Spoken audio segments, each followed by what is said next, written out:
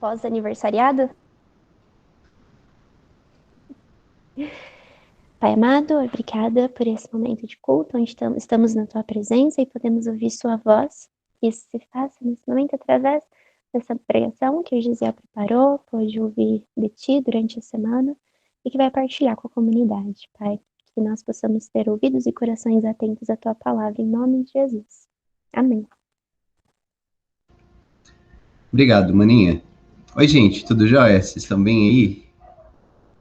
Todo mundo vivo? Caramba, hein? Que coisa boa ver vocês assim, isso é bem melhor. A gente usa essa plataforma já há muito tempo, não só para as reuniões depois do culto, né? Mas no caso das reuniões dos encontros da BC2, a gente já vinha usando e realmente bem bom ver, né, o rosto de todo mundo. E, pessoal, então, estou voltando a pregar depois de uma período aí, né, sem pregar, né, e então estou desenferrujado também. Mas, por outro lado, isso também é bom, né? É bom porque a gente vai voltando a afiar a ferramenta. Hoje a Mayra comentou sobre a série anterior, que foi Nossa Seguindo os Passos de Jesus, né? A nossa foi uma série muito bacana, né? Muito elucidativa em muitos aspectos, né? O pessoal falou muito da mensagem do último culto e deu o que falar, né? Falar sobre a adolescência, a juventude de Jesus. E apesar de eu começar a pensar no passo seguinte, digamos assim, apesar de eu ter sido pedido para, digamos assim, dar um. E agora? O que, que a gente faz com esses passos de Jesus, né? Com relação ao ano inteiro? Eu vou fazer as duas coisas, né? Eu vou fazer duas coisas basicamente. Vou procurar conectar essa série com o resto, digamos assim, o primeiro passo seguinte da vida de Jesus, que foi um passo decisivo para a missão que ele veio completar, né? E o que isso tem a ver para o modo como a gente encara a nossa própria vida, né? A nossa vida no reino de Deus. Então, isso é uma coisa que eu quero, assim, conversar com vocês muito solidamente aqui hoje, que não existe vida cristã fora do reino de Deus. Essa é uma verdade. Mas também, por outro lado, o que isso significa, né? Para isso, eu vou me basear no texto de Marcos, capítulo 1. Vou pegar alguns trechos do livro de Marcos, principalmente o versículo 15, né? Os versículos 14 e 15, e depois do 29 ao 39. Então, Marcos, capítulo 1, se vocês quiserem ir abrindo aí, depois eu vou, no momento certo, eu vou colocar aqui os slides também para ir explicando. Hoje a mensagem também vai ser um pouquinho mais curta, né? Dado também que a gente vai ter um momento de Eucaristia, mas espero que a reflexão seja para o coração de vocês, né? E, bom, o Evangelho de Marcos, pessoal, é o livro mais antigo, o Evangelho mais antigo, o livro mais antigo do Novo Testamento. Não, desculpe. Uma das cartas é o livro mais antigo do Novo Testamento, se eu não me engano, a carta aos Gálatas, mas o livro de Marcos é o Evangelho mais antigo, certamente. Isso a gente tem bons registros, para afirmar que Marcos é o evangelho mais antigo. Para quem estranha o livro de Marcos, ele é um livro mais curto, né? Ele é um evangelho mais curto. E ele nem começa falando da infância de Jesus, Marcos já vai meio que direto ao ponto, já vai direto para o ministério de Jesus, ali bem no comecinho, e conta até a ressurreição. É um livro bastante curto, que marca um arco na vida de Jesus, que mostra a chegada do reino de Deus. Essa é uma das temáticas mais firmes de Marcos. Como com a vinda do reino de Deus, isso acompanha Jesus, transformações. Jesus é acompanhado por transformações no lugar onde ele chega, por curas, por milagres, demônios sendo expulsos, né? Muito bem. Então, deixa eu mostrar aqui o texto. Marcos capítulo 1, pessoal. Deixa eu... Aqui. Marcos capítulo 1, então, começa a falar sobre essa chegada do reino de Deus, né? Não sei se vocês estão vendo aí.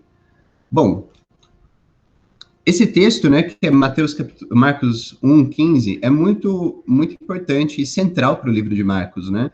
ele agrega algo sobre o início da mensagem do Evangelho que é muito importante para a gente, para a nossa reflexão, tanto sobre o livro de Marcos, quanto sobre a missão de Jesus.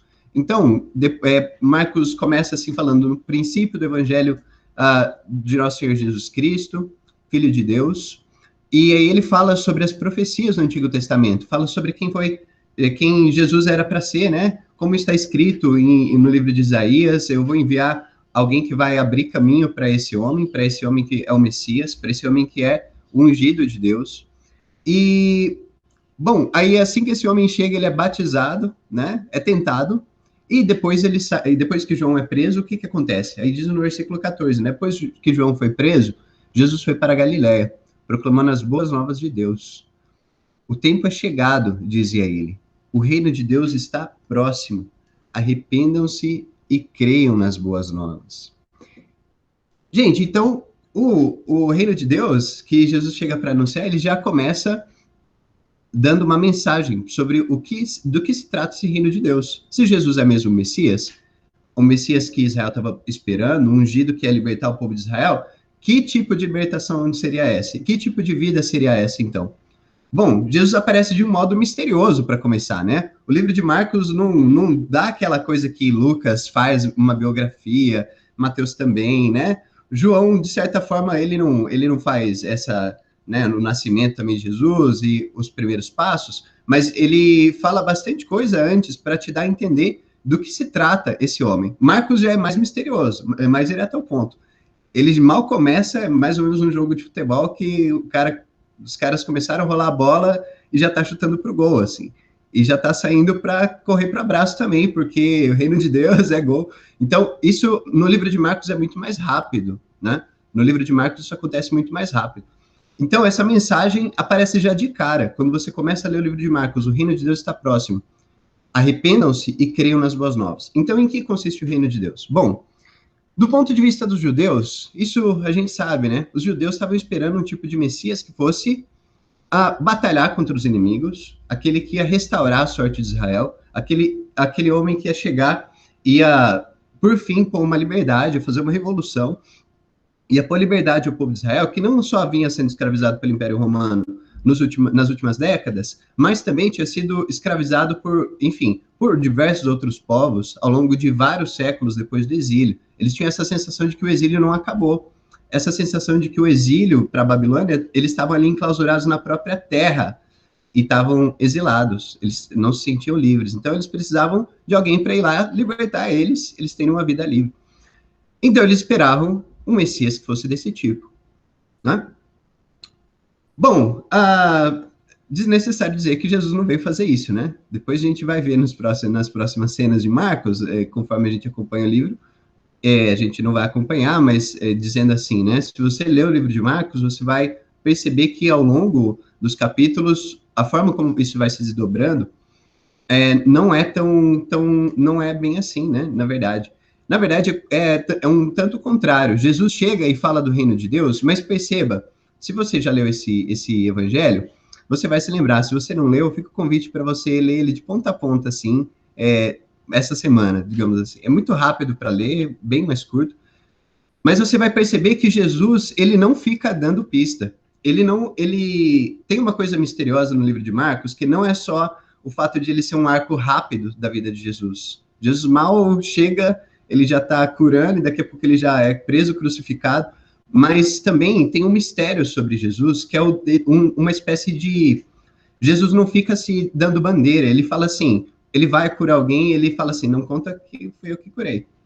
Ele vai e mexe em uma outra coisa e fala, calma aí, pessoal, não fala que... Vocês sabem, os demônios começam a reconhecer Jesus, né? Porque Jesus é o Filho de Deus.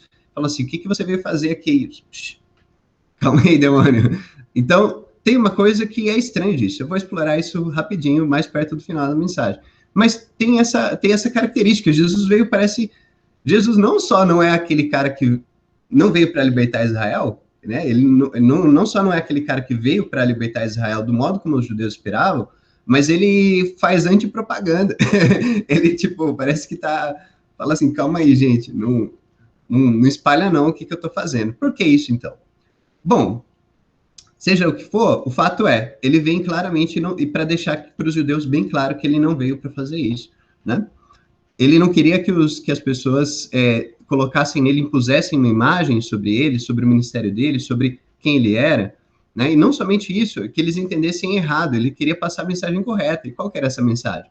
Bom, o reino de Deus, então, não era uma libertação revolucionária, mas também o reino de Deus, para nós e para as pessoas da época, também não é você participar de um país diferente, uma cultura diferente, né? Não se trata de quando, por exemplo, né, para aqueles que já tiveram essa alegria de ir, por exemplo, na Europa e lá na Bélgica, você está entrando num reino, você vai na Inglaterra, você está entrando em um reino, ou de qualquer modo, fronteiras de país. Você não está atravessando uma borda, né, uma fronteira, né? Quando você vai para como quando você vai para outro país, até mesmo para outro estado, ou muda de cultura, não é isso, o reino de Deus. Jesus também não fala que é isso. Fala assim, o reino de Deus está próximo, mas ele não fala assim. O reino de Deus começa aqui, em Santa Bárbara do Oeste, e termina ali, em Dayatuba, né? E faz assim. Ele não diz isso. O reino de Deus está próximo, mas onde é Jesus? Jesus não fala disso, né? Então, tem um mistério aí também nesse negócio. E também, gente, o reino de Deus para Jesus, quando Jesus fala sobre isso, não é uma entidade abstrata ou futura. Jesus não está falando de fala assim, como quem está falando por exemplo, de uma equação, né? Jesus não está falando também não está falando sobre um mundo futuro, não somente sobre um mundo futuro. Ele está falando sobre algo que está próximo, que, galera, chegou agora o reino de Deus. É chegado o reino de Deus. O reino de Deus está próximo, porque o tempo chegou. Arrependam-se e creiam nas boas novas.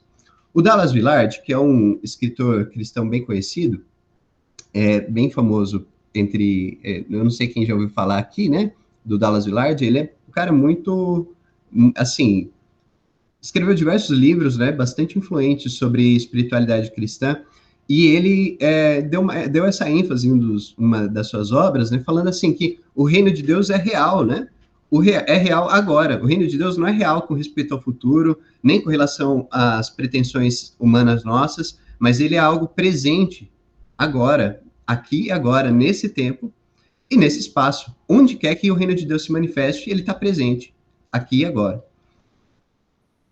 O reino de Deus é um domínio em que... O que é um reino, pessoal? Basicamente, o reino não é somente um agrupamento de pessoas que falam uma mesma língua e tem um mesmo território, né? Um território que foi conquistado por esse povo, em que ele vive ali há muito tempo. O reino não é só isso, mas principalmente o lugar onde a soberania de um rei atua. É isso que a gente costuma falar sobre o reino. É o lugar onde um governo soberano age e tem autoridade sobre aquele lugar, sobre aquele espaço naquele tempo. É por isso que o reino de Deus é real aqui e agora. Porque pelo seguinte, quando Jesus chega e diz assim, o tempo de Deus, o tempo está próximo, arrependam-se e creiam no evangelho, e aqui fazer uma breve digressão, mas bem rápida mesmo, sobre o uso desses dois termos, né? O primeiro deles, que é arrependam-se, tem muito a ver com aquela expressão no grego, né? Com mudança de mente mesmo, com mudança de mentalidade, com mudança de coração. Arrependam-se, né? Arrependam-se não é basicamente você só achar que o que você fez foi ruim, mas você realmente mudar de trajetória. E creiam no evangelho, né? Esse segundo termo, que é creiam, não é somente para nós que somos modernos, é uma questão de assertividade mental, uma questão de você mentalmente se dispor por alguma coisa. Não, esse crer é lançar-se em alguma coisa, o lançar-se em algo de um modo até quase visceral, porque tem a ver com a palavra fé, né? Confiança, é o pisteos no grego. Confiança não é somente você crer assertivamente mentalmente, mas você se lançar nisso, você se submeter a uma autoridade. É como que você abandonar a autoridade que você estava submetido antes e se submeter a essa nova autoridade desse reino. Então, arrependam-se e creiam no evangelho, porque o reino de Deus chegou. E Jesus, ele não dá trégua, ele fala assim, o reino de Deus chegou e é isso. É como se ele fala assim, chegou para arrebentar, agora a gente vai...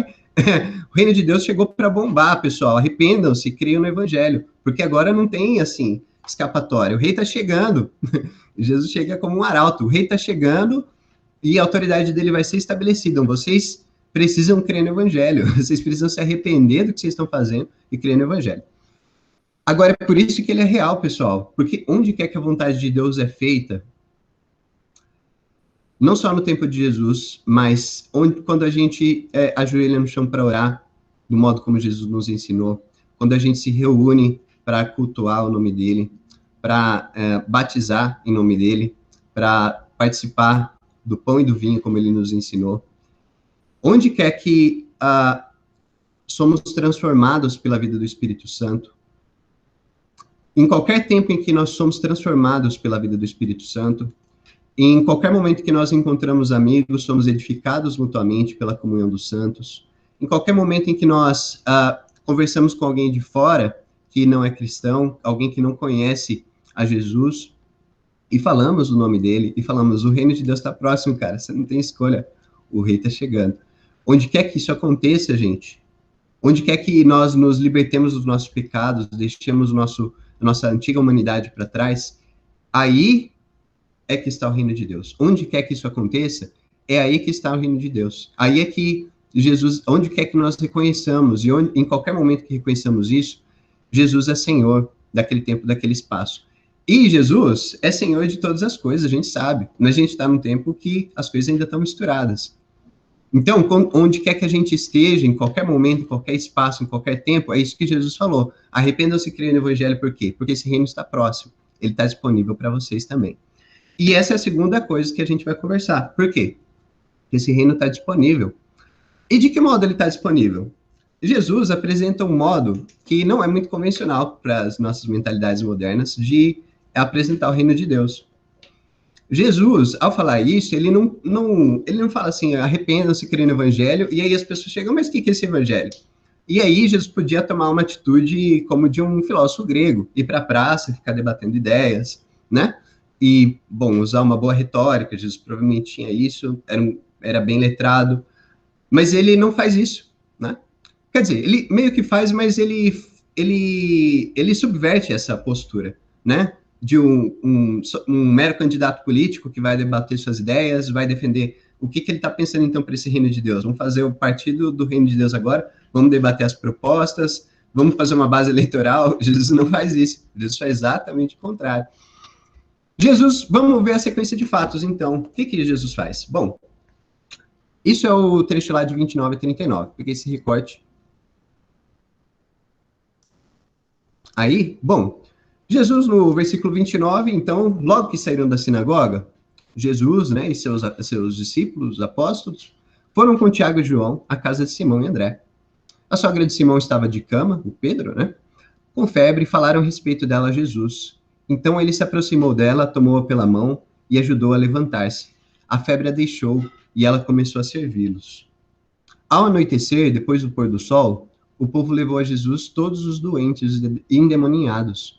Toda a cidade se reuniu à porta da casa, e Jesus curou muitos que sofriam de várias doenças. Também expulsou muitos demônios. Não permitia, porém, que estes falassem, porque sabiam quem ele era.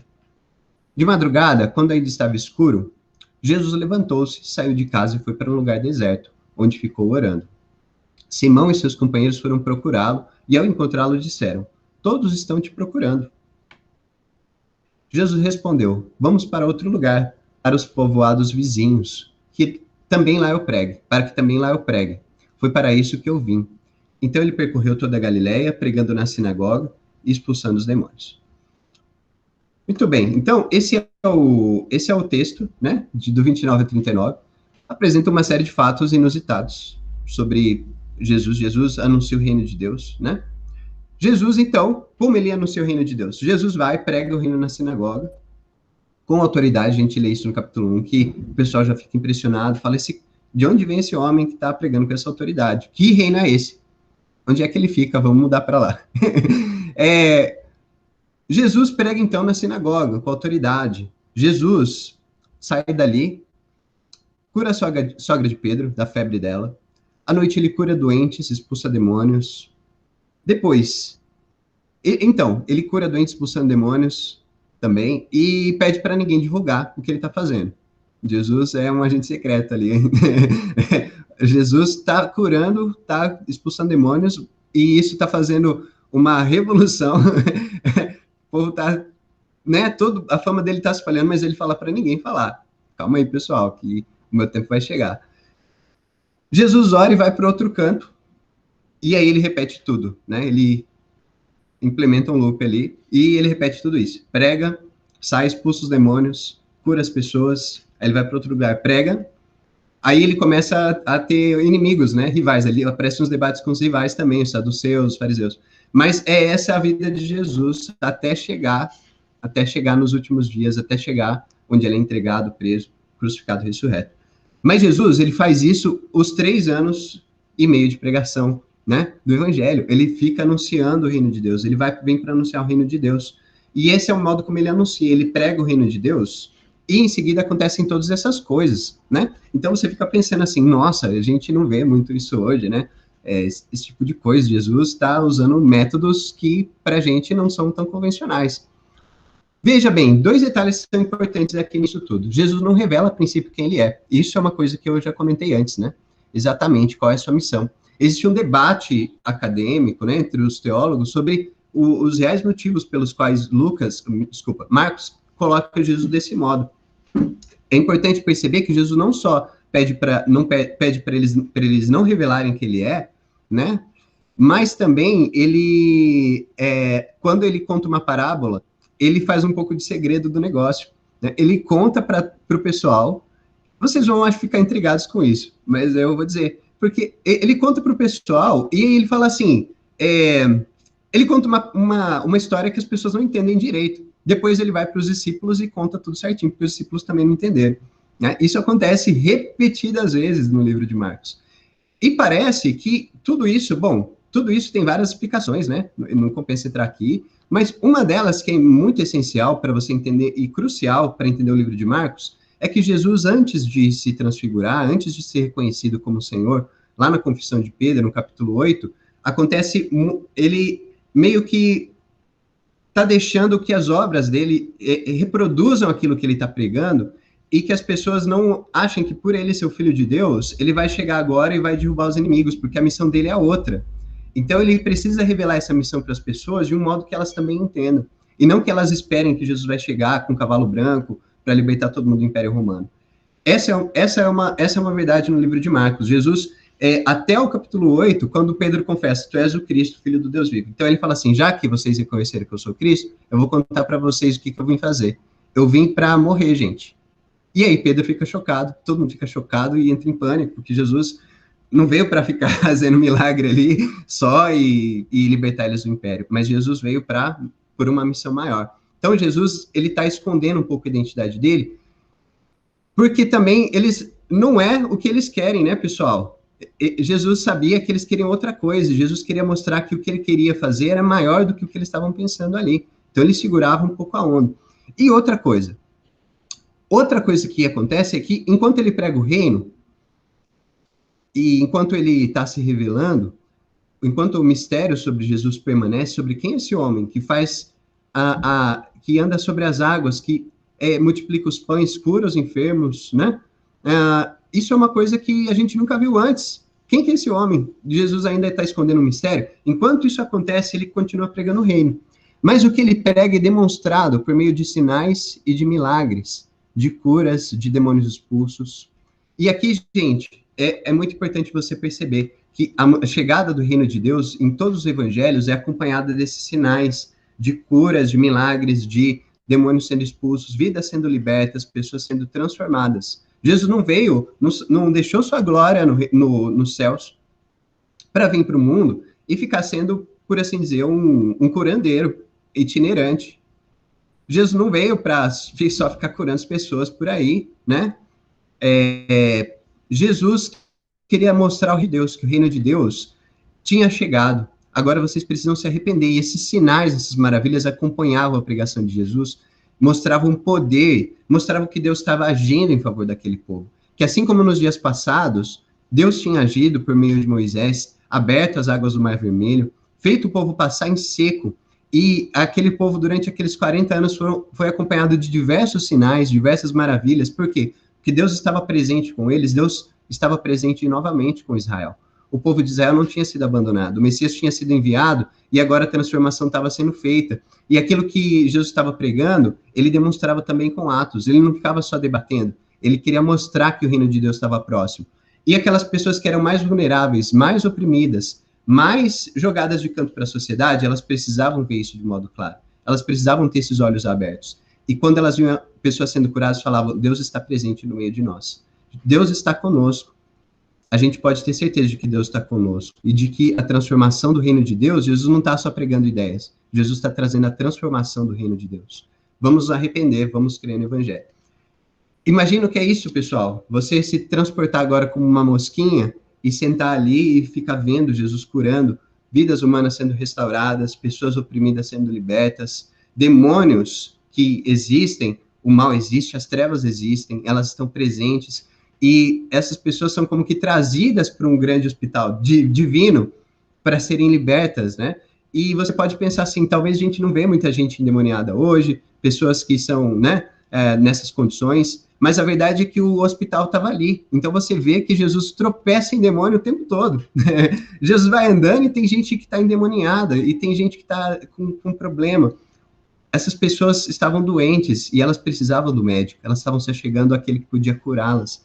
E é natural que isso aconteça, né? Você não vai encontrar pacientes por Covid-19, enfim, uma maca no mercado, você vai encontrar no hospital, né? É lá que as pessoas que estão doentes vão. Então, a mesma coisa com o reino de Deus. E, bom, nós também somos esses agentes de transformação. Somos esses agentes. Agora, de modo bem curto, eu vou trazer algumas lições importantes, só para finalizar. Para deixar marcado aqui algumas coisas.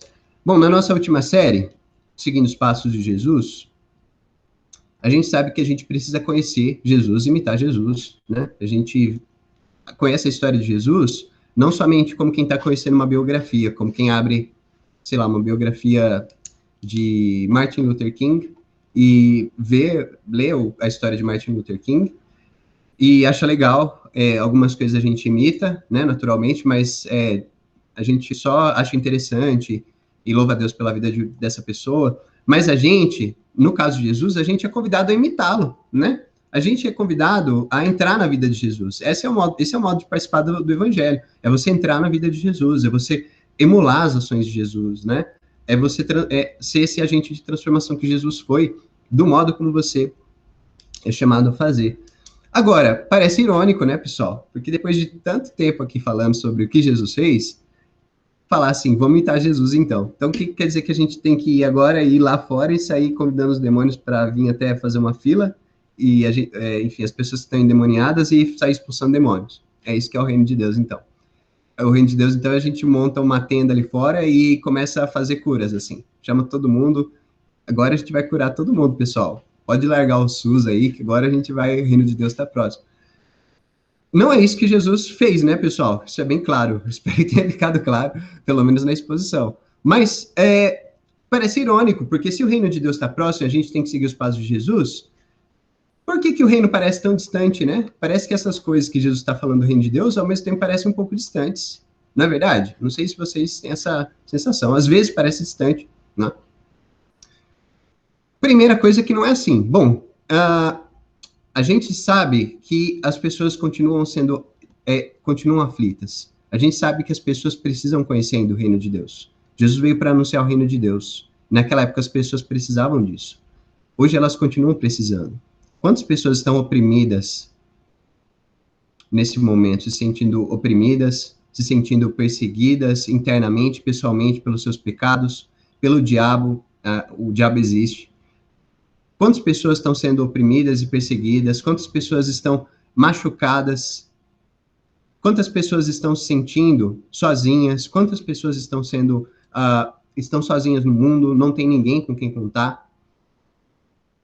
Essas coisas ainda acontecem, gente. Por mais que a gente não veja as mesmas cenas que, do mesmo modo como aparece no livro de Marcos, a gente vê isso ainda acontecendo. Então, essa é a primeira coisa que a gente percebe, né? A realidade do mal, o mal existe. E o C.S. Lewis, o escritor cristão bem famoso aí, ele escreveu no Cartas de um Diabo ao Seu Aprendiz, logo na introdução, a primeira coisa que ele fala assim, o diabo gosta de 2 tipos de sujeito. O primeiro é aquele que é fascinado pelo diabo, aquele cara que não para de falar do diabo, aquela pessoa que é fascinada por essas coisas, né? Que não para de falar do diabo. E outra é as pessoas que são materialistas, que acham que o diabo não existe. Então, esse modo de vida nosso que ignora, né, a existência desse tipo de coisa. Essas coisas existem, gente. E a gente precisa ser agente de transformação. A gente precisa deixar a nossa mentalidade secular de lado e encarnar esse modo de vida do reino de Deus. Sabendo que as coisas existem, a gente vai precisar lidar com isso de frente. Agora, a segunda coisa, que é mais importante, que eu acho que isso é uma mensagem central da vida de Jesus nesse momento, é que nós precisamos aprender com essa humildade de Jesus. Nós precisamos aprender com essa sabedoria de Jesus e com esse esvaziamento de Jesus. Por quê, gente? Porque Jesus podia muito bem, sendo o Filho de Deus, sendo poderoso como é, dizer assim, o reino de Deus está próximo, dar um grande Hadouken, assim, e abrir os céus, e os anjos descer, assim, né? Aquela coisa. Jesus podia fazer muito bem isso, dar uma demonstração de força e poder tão grande que as pessoas iam imediatamente falar, não, esse é o Messias, não tenho dúvida nenhuma. Tá aí para todo mundo ver, esse cara é o Messias, né? Jesus podia fazer isso. E, no entanto, o que Jesus faz? Esse não é o jeito de Jesus fazer as coisas. Ele faz sinais que são considerados pequenos, né? Expulsar um demônio, curar alguém. Ele não manda os anjos descer, ele não derrete a terra, como naquela imagem dos Salmos. Jesus vai com calma, ele vai, mas por quê? Porque ele não quer demonstrar o poder dele. Ele quer curar as pessoas, ele quer mostrar a chegada do reino de Deus.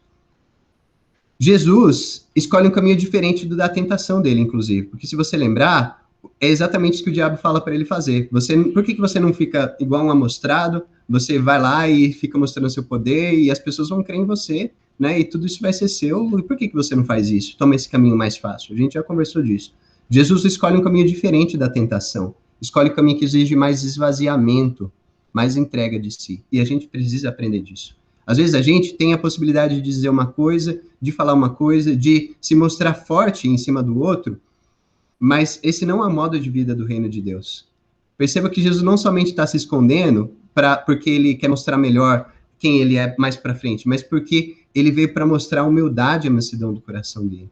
Ele veio mostrar que ele veio se tornar um servo dos homens, um servo da humanidade, um servo, e assim a gente tem que se fazer também. A gente não pode entrar nessa lógica de mostrar força para os outros. E isso então, como que a gente tem esse exemplo, né? A gente tem... como que a gente participa desse reino, por fim? A gente não pode ser meramente espectador. A gente precisa manifestar o reino e ser co-participante disso, da pregação do evangelho. Como Paulo disse lá, né? Ai de mim se eu não pregar o evangelho, ai de mim se eu não falar disso, coitado de mim se eu não falar disso, né? E eu não faço isso por orgulho, pelo contrário, coitado de mim se eu não pregar o evangelho, se eu não anunciar isso daqui. Eu preciso fazer de tudo para que o reino de Deus se manifeste. Assim como Jesus, eu preciso ter fé de que Deus fará, por intermédio nosso, aquilo que ele tem para fazer hoje, curar as pessoas, libertar as pessoas. E eu não posso medir esforços para isso. Sempre vai ter custos, inclusive, se necessário, me fazendo de tolo. E é aqui que eu queria arrematar e finalizar. Porque Jesus, por assim dizer, se fez muito de tolo, né? Jesus não cantou a bola, Jesus ficou na sua, transformava a vida das pessoas, mostrava o seu poder, e por assim dizer, ele não só se fazia de tolo, mas algo assim, né? Ele era um ser humano, se fez de um ser humano, ele tomou a nossa forma humana para poder manifestar o reino para a gente. E a gente, o que a gente está fazendo, né? Muita gente acha que o reino de Deus vai ser tomado, vai ser uma coisa que a gente precisa descer, usar isso com autoridade, chegar e sair declarando, e sair, né? E o mecanismo não é esse o mecanismo que Jesus nos mostra. Também não é o mecanismo de mostrar orgulho e arrogância num tempo de tanta polarização, num tempo de tanta divisão, de tanta intolerância, a gente chegar agora com os pés no peito. Não, a mensagem do reino é outra, né? Lembre de Filipenses capítulo 2, considerem os outros superiores a você mesmo. Considere-se menor do que os outros. Lembre-se daquilo que Jesus nos ensinou, que sendo em forma de Deus, não teve por usurpação ser igual a Deus, mas esvaziou-se a si mesmo, tomando a forma de servo, sendo semelhante aos homens. E sendo achado em forma de homem, e aí continua. A gente precisa tomar esse exemplo de Jesus. A gente precisa aprender dessa humildade de Jesus. A gente precisa aprender onde falar e onde calar também. né? E a gente precisa aprender a manifestar o reino de Deus nas nossas palavras, não somente quando a gente está no presencial, mas também nas redes sociais, também nos momentos de disputa, também nos momentos de conversa. A gente precisa anunciar o reino de Deus que está próximo e a gente precisa aprender desse esvaziamento de Jesus. Em algum momento a gente vai precisar falar do que se trata, mas em certos momentos a gente precisa se calar, ouvir, deixar as pessoas que estão precisando chegar até a gente, as pessoas que estão machucadas, as pessoas que estão debilitadas, e aí a gente olha e vê como a gente pode ser agente de transformação.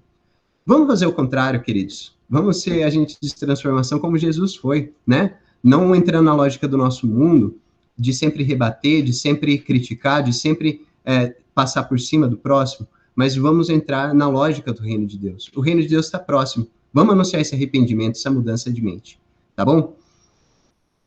Vamos orar para encerrar? Senhor, te agradecemos por esse dia, te agradecemos porque o Senhor é bom, pedimos que o Senhor console os nossos corações em meio a tempos tão difíceis, em meio a tempos tão complicados, que a mensagem do seu reino possa ressoar nas nossas vidas. Perdoa-nos, Senhor, pelos momentos em que não entendemos o seu reino, não participamos do seu reino como deveríamos, não nos colocamos à disposição daquilo que o Senhor está fazendo. Te pedimos, Senhor, que o Senhor nos ajude a ser anunciadores desse evangelho, dessa boa nova do seu reino, mas não do modo como a gente espera, não impondo as nossas percepções sobre o Senhor, sobre o que nós achamos que o seu reino é, mas deixando que o seu reino se manifeste através das nossas vidas. E tendo a humildade, Senhor, de que o seu reino se manifeste através delas, através das nossas vidas, do modo como o Senhor entender, do modo como o Senhor bem quiser. É isso que nós pedimos, Senhor, te agradecemos em nome de Jesus. Amém.